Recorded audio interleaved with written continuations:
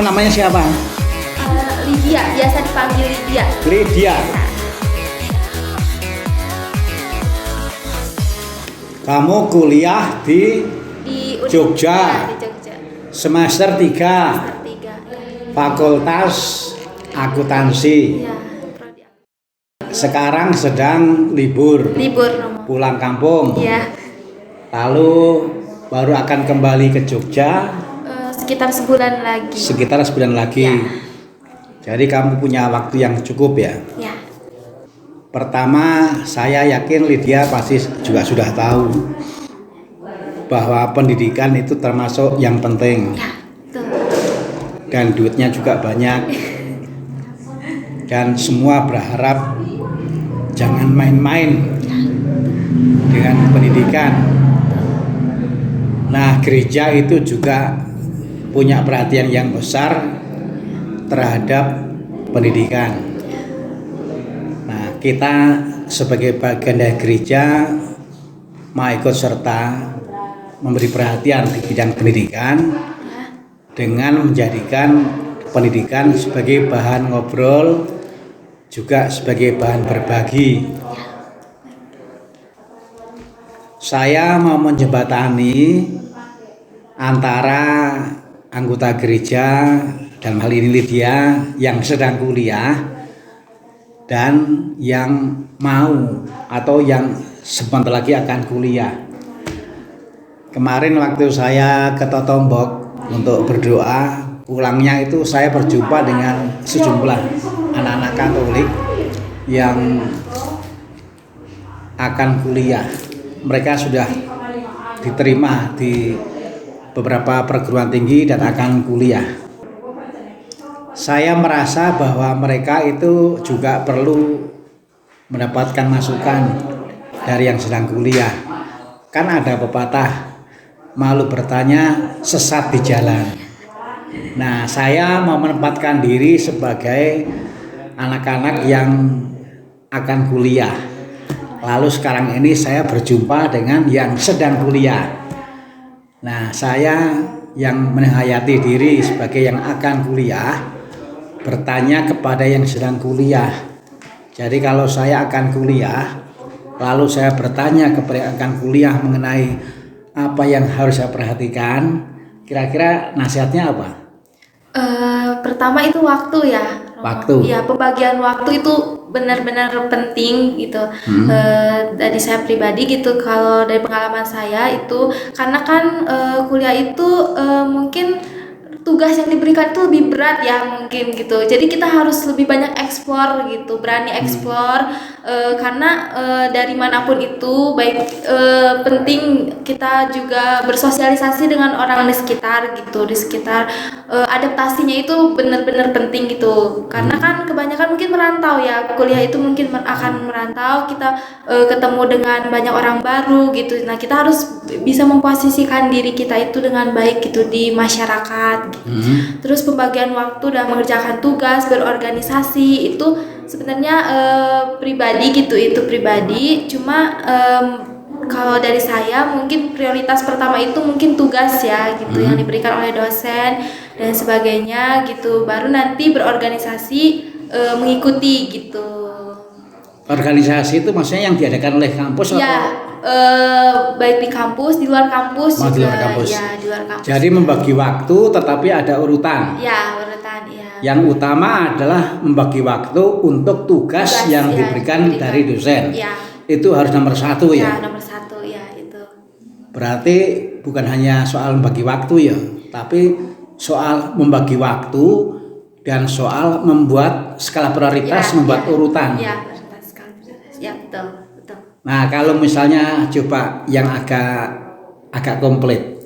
Jadi sebenarnya waktu yang perlu diberi perhatian oleh siapapun yang kuliah, kalau pakai urutan itu apa saja? 1 misalnya tadi, 1 tugas dari dosen. Itu nomor 1. Ya, itu nomor 1. Terus ke bawah-bawahnya mungkin jika aktif ikut berorganisasi itu sebagai pelengkap aja mungkin ya. Pelengkap. Ya, tapi ini ada hubungannya nggak dengan sebut saja lah ukuran kelulusan? bisa Bisa, ya? membantu itu sebenarnya Bisa bisa membantu. membantu ya. Cuman mungkin dosen itu lebih menaruh fokus pada nilai ya gitu. Pada apa? Pada nilai dari tugas-tugas gitu. Nilai tugas-tugas. Iya, Nah, itu kan yang nomor 1 tadi Iya, kan. iya, betul. Nah, terus setelah itu kan yang kedua berorganisasi. Tapi berorganisasi ini manfaatnya apa? Manfaatnya Untuk kuliah ya? untuk kuliah ini sebenarnya mungkin jikalau organisasinya memberikan dampak yang begitu besar, itu bisa dimasukkan sih, nanti bisa menjadi tambahan nilai. Oh, Iya. jadi berorganisasinya harus berorganisasi yang nanti juga akan memberikan manfaat untuk nilai. Iya, betul. Jadi bukan hanya untuk kongko-kongko dan seterusnya ya, Iya. tapi berorganisasi, tapi yang menghasilkan sesuatu yang bermanfaat untuk nilai. Ya, betul. Jadi dalam hal berorganisasi itu juga harus bijaksana, harus dapat memilihnya ya. Iya, betul. Pilihlah yang memang nanti memberi manfaat untuk nilai. Ya, betul sekali. Jangan hanya asal yang penting berkumpul Iya, bersosialisasi. Iya. Ya, jadi soal ini pun harus bisa memilah-milah ya. Betul. Lalu yang ketiga, selain berorganisasi, ada pilihan-pilihan lain seperti untuk mengembangkan bakat gitu. Ya, Kak, seperti unit keterampilan mahasiswa seperti itu. Jadi ada olahraga di bidang olahraga. Jadi kan mungkin bakat, atau kalau SMA itu ekskul mungkin ya. Sudah ada ekskul. Nanti juga disediakan juga oleh universitas itu. Jadi mungkin setelah organisasi, jika dari kitanya masih bisa membagi waktu, ya bisa gitu mengasah bakat kita juga di universitas. Ada juga. Kalau yang bagian ini apakah juga ikut menentukan kelulusan? Kalau itu tidak. Tidak, Jadi ya. prioritasnya di skala bawah gitu, makanya setelah Jadi sebenarnya yang ikut menentukan itu nomor 1 dan 2 ya. Ya, betul. Soal mengerjakan tugas dan soal berorganisasi. Betul sekali. Tetapi berorganisasi yang bisa menghasilkan nilai. Ya, terhadap nilainya. Nilai itu bisa karena ada sertifikat dan seterusnya lah ya. Betul. Nah, jadi kalau saya mencermati sharingnya Lydia ini, berarti pertama yang namanya mahasiswa itu harus bisa membagi waktu. Ya, Dan yang kedua juga harus bisa membuat skala prioritas dengan tepat. betul sekali. Lydia sendiri mengalami kesulitan nggak dalam hal membagi waktu dan membuat skala prioritas? Jujur mungkin di awal saya agak bingung ya. Agak bingung ya. Agak bingung gitu, karena mungkin kan ya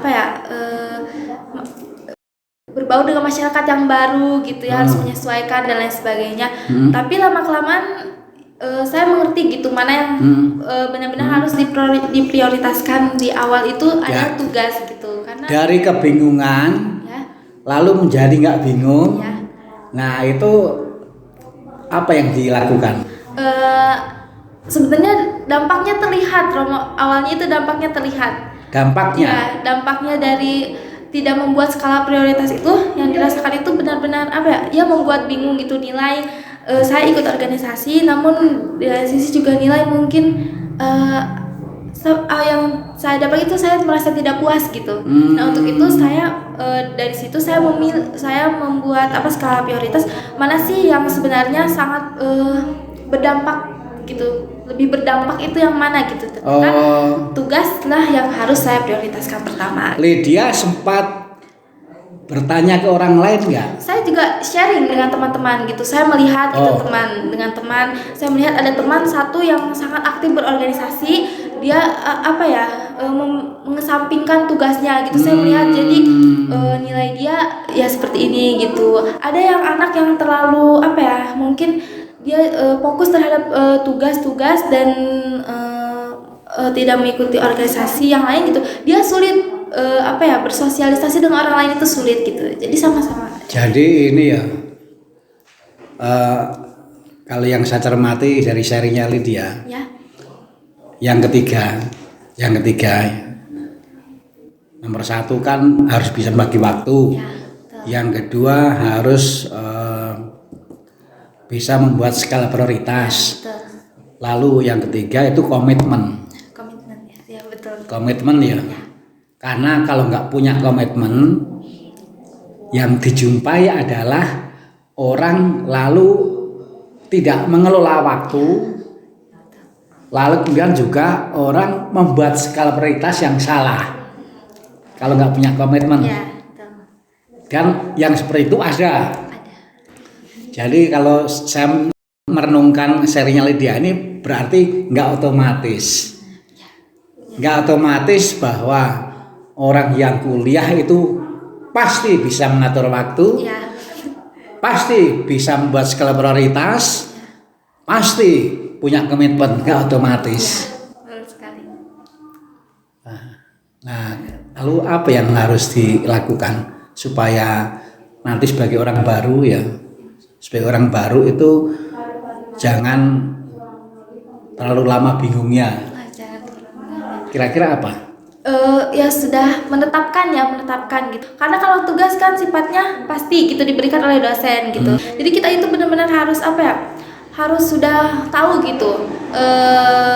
Kalau seandainya saya organisasi yang diikuti itu kalau awal-awal gitu jangan terlalu banyak, satu saja kita memperdalam organisasi itu gitu, kita tahu dulu baru nanti setelah kita merasa enjoy di organisasi itu dan merasa kita bisa gitu menempatkan diri di situ, baru kita nanti mencari yang lain gitu. Kalau untuk tugas sih sebagai mahasiswa baru mungkin masih semangatnya ya Romo, pasti gitu akan dikerjakan gitu.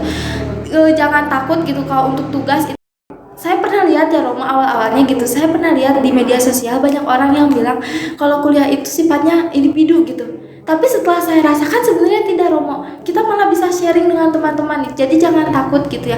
Maksudnya kayak untuk tugas kita bisa mengerjakan bersama gitu. Jadi kita tidak perlu takut gitu. Jadi tidak perlu takut bingung. Ya, Gitu. jadi metodenya ya. Metode untuk menghidupi konsistensi dalam hal mengatur waktu, dalam hal membuat skala prioritas, juga dalam hal memelihara komitmen. Nah, metodenya adalah jangan sendiri. Harus punya kelompok pertemanan, Betul. tetapi harus hati-hati. Yang positif ya. Harus hati-hati. Ya. Harus punya kelompok pertemanan yang positif. Betul sekali. Karena itu tadi di bidang pendidikan nggak otomatis mahasiswa atau mahasiswi itu nanti perkegiatannya positif, nggak otomatis. Ya, betul sekali. Jadi memang orang harus bisa memilih, pilihlah yang positif karena itu akan membentuk ya.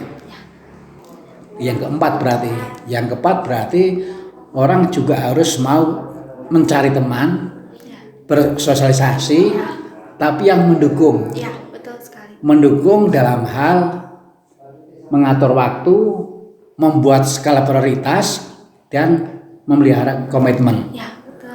Berarti 4 ya. Ya. Paling tidak itu ya. Ya. Mungkin itu yang paling penting ya. Ya, Oh, ya. Mungkin bagus juga ya kalau kan saya menempatkan diri sebagai yang akan kuliah.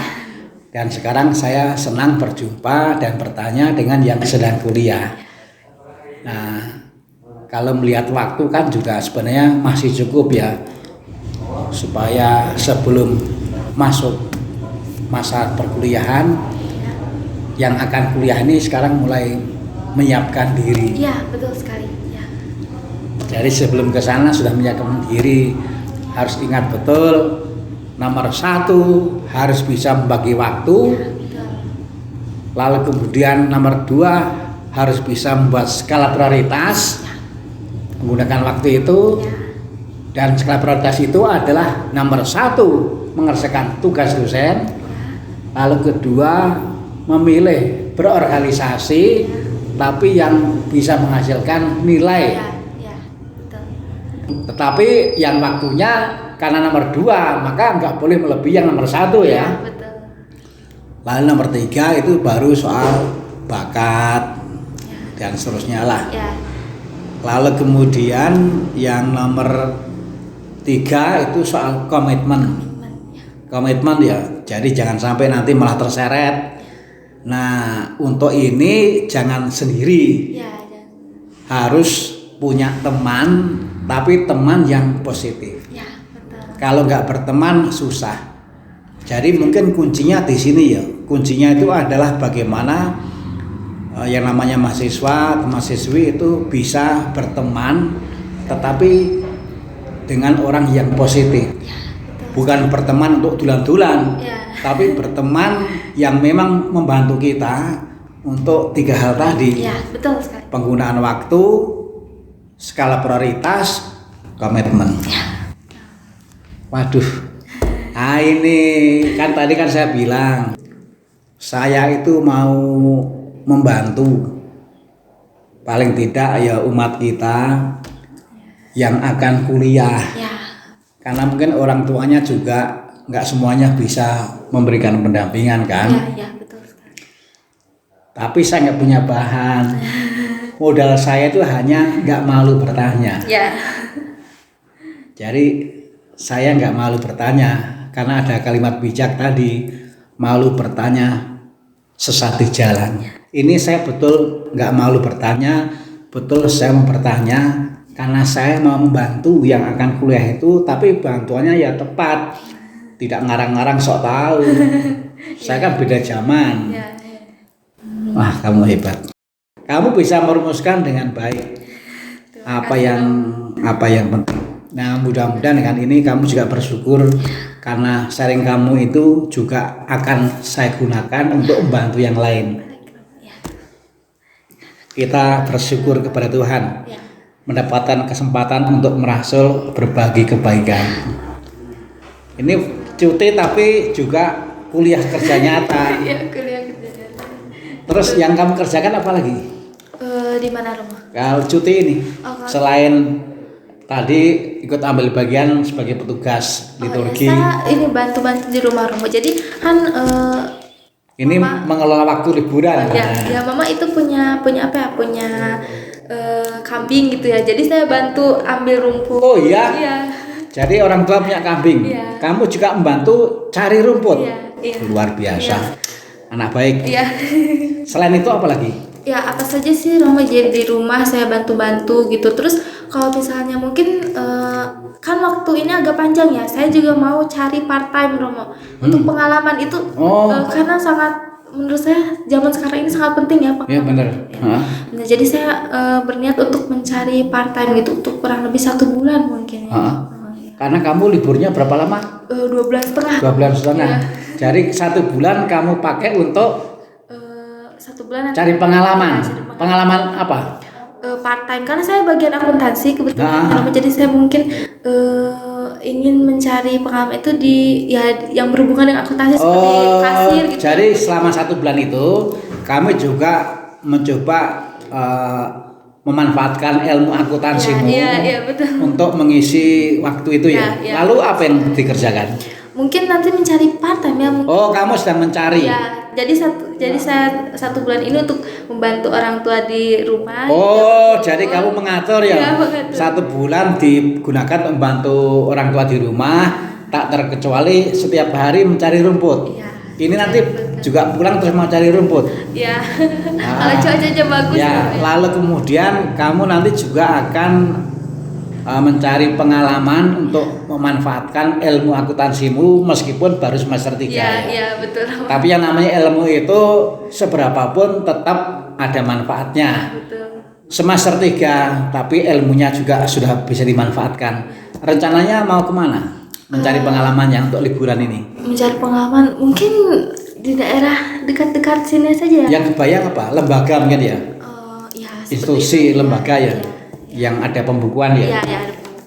Ya bagus. Nah ini kamu luar biasa. Bahkan libur pun dikelola waktunya pakai prioritas. Ada waktu untuk membantu orang tua, mencari rumput untuk kambing.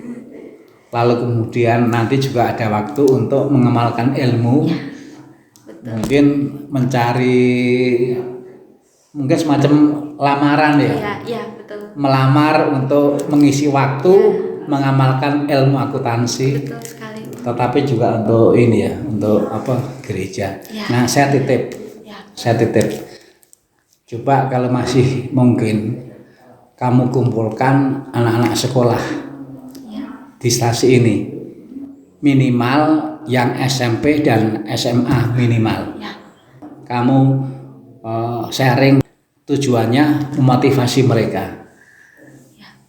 Karena sekarang itu kalau nggak sungguh-sungguh, jadi sungguh-sungguhlah sejak sekarang selagi masih bersama orang tua, sehingga kalau nanti sudah lepas dari orang tua, kita sudah punya kebiasaan sungguh-sungguh dalam belajar.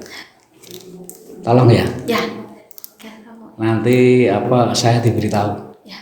Kalau nanti pas mengumpulkan mereka, lalu kemudian saya punya waktu, saya tidak hadir, siap. Siap. Ya. Nanti saya beri nomor HP saya. Ya, baik Romo. Jadi ini yang lain, ya. Ya. Selain membantu orang tua, selain untuk part-time tadi, tetapi juga mengumpulkan anak SMP dan SMA. Kamu tolong memberi motivasi kepada mereka lewat sharing, supaya mereka itu termotivasi untuk makin sungguh-sungguh belajar. Karena sekarang banyak yang tidak sungguh-sungguh, gagal fokus, gagal membuat prioritas, nggak punya komitmen untuk membuat prioritas. Tolong ya. Terima kasih.